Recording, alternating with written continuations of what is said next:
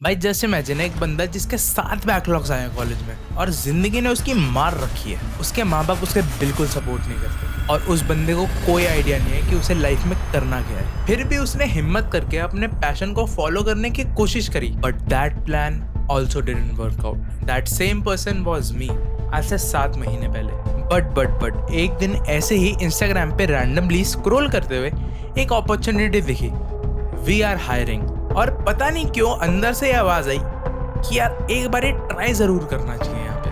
तो बस भाई बिना फिर कुछ सोचे अपना पोर्टफोलियो उस लिंक पर डाल दिया, इस उम्मीद में कि भाई जवाब तो नहीं आएगा।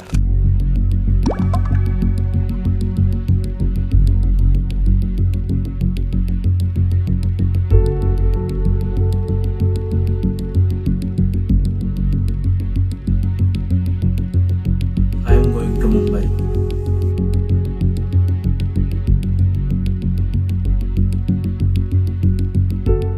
So bhai, let's pack our bags.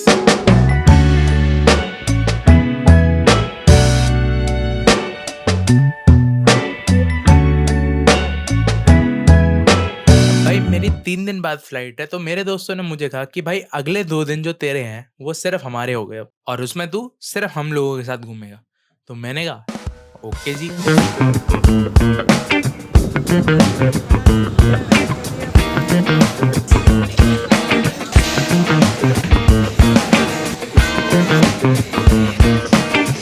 देख लो भाई, फर्स्ट टाइमर हूँ मैं। ये तीनों एक्सपर्ट प्लेयर्स। भाई is the greatest teacher of all time. हाँ भाई, black cat commando. Black cat commando वो क्या होता है भाई? काली बिल्ली बोल रहा तू मेरे को? म्याऊं म्याऊं करो।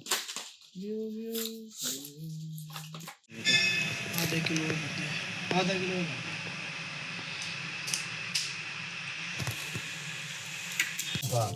Very good, congratulations, wish you luck and all the best for your future. Thank you. अब भाई टाइम हो रहा था रात के 8:04 और मैंने अभी तक अपनी पैकिंग ही नहीं शुरू कर रही थी। और हाँ, फिर उसके बाद इन सालों का फोन आता है और ये कहते हैं कि भाई जाने से पहले हमसे मिलके जा, नहीं तो हम जाने ही नहीं देंगे तेरे को। हाँ तो भाई फिर क्या, पैकिंग वगैरह छोड़ के गया उन लोगों से। मैं भी बहुत ज्यादा खुश हूँ, इतना खुश हूँ कि मैं बता ही नहीं सकता।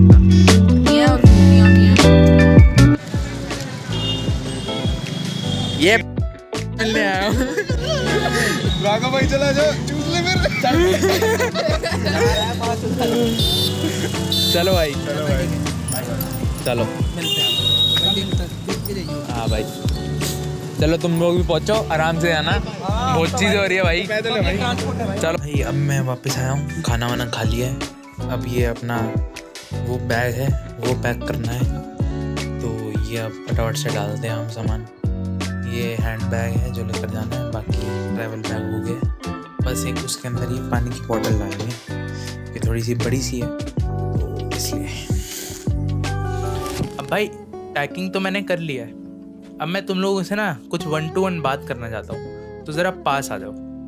अब यार एज सच मेरा मुंबई जाने का कुछ प्लान नहीं था, but life is totally unpredictable. ऐसे ऐसे ओकेजन्स हो जाते हैं तुम लोगों के साथ कि तुम्हें पता भी नहीं चलता कि भाई ये एक्चुअल में रियल हो भी रहा है या नहीं हो रहा। क्योंकि अभी जो चीज़ें मेरे साथ हो रही है वो सररियल लग रही है भाई, एकदम बिल्कुल भी नहीं रियल लग रही। अब भाई मैं तुम्हें बता दूँ कि अनप्रिडिक्टेबल चीज़ हुई कैसे थी। आज से 8-9 महीने पहले मैं अपने एग्ज़ाम्स के लिए प्रिपेयर कर रहा था, तो उस टाइम पे पढ़ते पढ़ते मेरा दिमाग एकदम ख़राब हो गया था। तो मैंने इंस्टाग्राम खोला ये देखने के लिए थोड़ा मूड लाइट करते हैं, और एकदम से मेरे सामने स्टोरी स्ट्रक्ट हो गई। और वो स्टोरी किस बंदे की थी? हमारे बिल्लू सांडा द पारितोष आनंद। मैंने उनकी बातें सुनी और भाई उस बंदे से ना प्यार सा हो गया, और मैंने सोचा कि यार इसका ना तो यूट्यूब चैनल भी खोल के देखना पड़ेगा।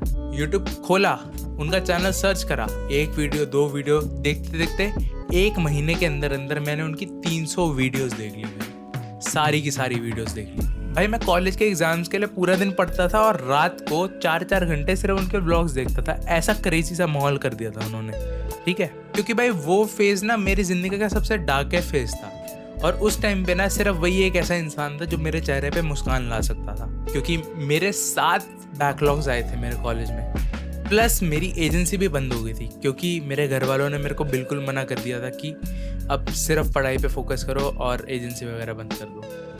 मेरे बैकलॉग्स आने का कारण भी ये था क्योंकि मेरी एजेंसी अच्छी चल रही थी बट मेरी स्टडीज़ सैक्रिफाइस हो रही थी उसके चक्कर में। तो घर वालों को स्टडीज़ के ऊपर थोड़ा सा था, तो भाई इसलिए अपने को छोड़ना पड़ा वो सब। और मैं मेंटली भी ऐसा हो गया था कि भाई जो भी कह रहे होंगे सही कह रहे होंगे, तो इसलिए I had to leave that. अब भाई हमने फाइनल एग्ज़ाम दे दिए। फाइनल एग्ज़ाम का रिजल्ट भी नहीं आया। वो 2-3 दिन के बाद की जो छुट्टी होती है ना एग्ज़ाम के बाद, वो एंजॉय कर रहा होता। उसके बाद ही मेरे पास रैंडमली एक स्टोरी आती है। उस स्टोरी के अंदर लिखा होता है वी आर हायरिंग। तो मैंने बिना कुछ सोचे समझे उसका फॉर्म फिल कर दिया। और वो फॉर्म किसका था? वी स्माइल मीडिया का, जो पारितोष भाई की कंपनी है। तो मैंने फॉर्म फिल कर दिया इस उम्मीद में कि भाई कभी भी रिप्लाई तो आने नहीं वाला। लेकिन कुछ टाइम के बाद मेरे पास एक नोटिफिकेशन आती है, मुंबई आ जाओ।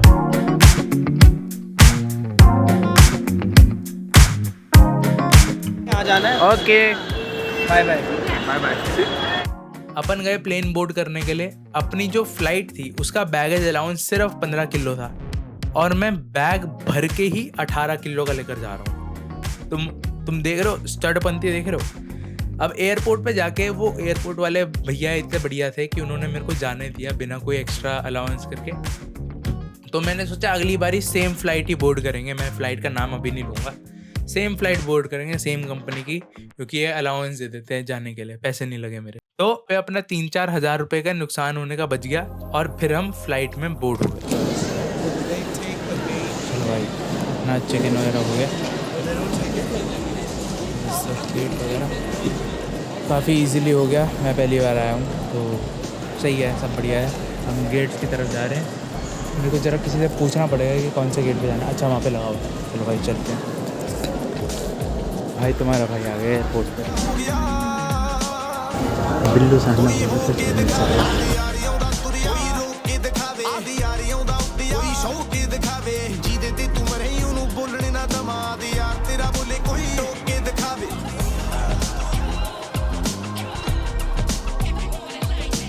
अब भाई हम पहुंच चुके हैं मुंबई और जहां हम रह रहे हैं वहां से नज़ारा कुछ ऐसा दिखता है। We are living on 29th floor, technically 36th floor, क्योंकि इस बिल्डिंग का ग्राउंड फ्लोर ही 7th फ्लोर पे, क्योंकि नीचे के 7 फ्लोर पे तो पार्किंग ही है सिर्फ। बट खैर, जिंदगी में पहली बार 29th फ्लोर लिफ्ट से होके गया हूँ और कान एकदम सुन हो गए थे। बट फिर भी मैं अंदर जाने ही वाला था, लेकिन तभी मेरे साथ ये होता है। Let's go.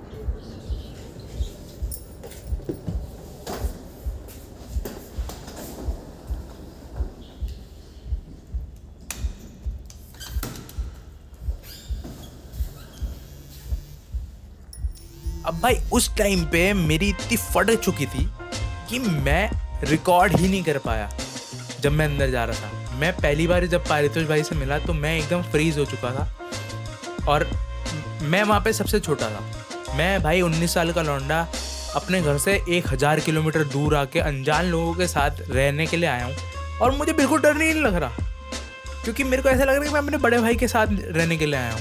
और उस टाइम पे मेरी फट चुकी थी। मैं गया अंदर, उन्होंने गेट खोला, उसकी कोई फुटेज नहीं है मेरे पास, बस तुम लोग मेरे लिए ना इमेजिन करो मेरे साथ, ठीक है।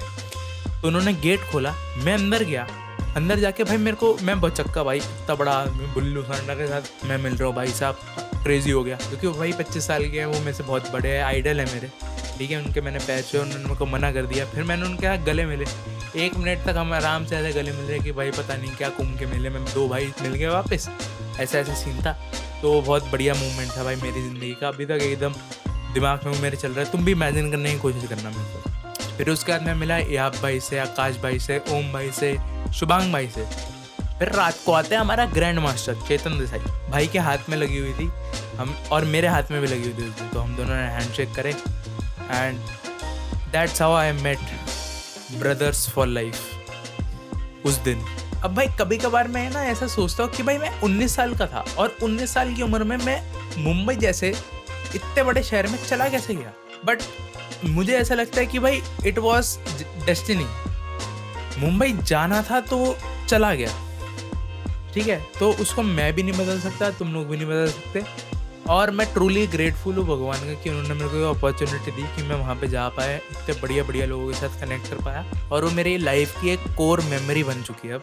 फिर भाई वहाँ पे जो चीज़ मैं असलियत में करने गया था वो था काम, बहुत सारा काम। रात को 19-19, 20-20 घंटे नॉन स्टॉप रोज काम कर रहे हैं, 6 days a week, संडे को छुट्टी है। सुबह 4 बजे सो रहे हैं, फिर उसके बाद उठ रहे हैं दोपहर के 4 बजे। अलग ही सीन था वहाँ पे, कहीं सो रहा है कोई कहीं सो रहा है। रात को 2-2 बजे बटर चिकन ऑर्डर हो रहा है, ठीक है, ऐसा चल रहा है। 3-3 रात तक मैं खुद सोया ही नहीं हूँ, क्योंकि क्लाइंट को अगले दिन वीडियो चाहिए और उसने आज चेंजेस बताए हैं। ऐसी चीज़ें भी हुई हैं भाई, तो वो बहुत बढ़िया चीज़ थी, मतलब मज़ेदार था। मैंने वहाँ पे भाई दबा के काम किया, made brothers for life, learn so many skills. रात को जाग के 5-5 बजे तक काम किया, roaming around the city, walking 10-10 kilometres बिना किसी डर के भाई।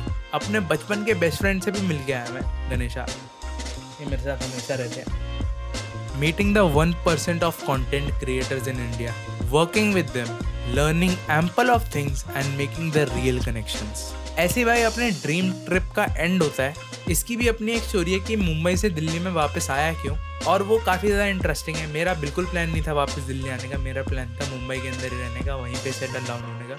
बट मैं वापस क्यों आया उसके लिए भी एक अलग से स्टोरी है। अगर तुम लोगों के इंटरेस्ट होगा तो मेरे को बताना, मैं तुम लोगों को कभी किसी और वीडियो में बताऊँगा। फिलहाल इस वीडियो में बस इतना ही है। खैर, अगर तुम यहाँ तक ये वीडियो देख रहे हो तो इस वीडियो से सिर्फ एक चीज़ ज़रूर सीख के जाना कि दोस्त, कभी भी हार मत मानना। चाहे तुम कैसे भी सिचुएशन में हो, चाहे तुम कितने ही गहरे दलदल में धंसे हुए हो, उम्मीद मत छोड़ना कि कहीं से तो एक रस्सी आएगी, और अगर रस्सी ना भी आए ना तो अपने लिए खुद एक रस्सी बना लेना, ठीक है। Have a nice day, take care, bye bye, जल्दी मिलते हैं।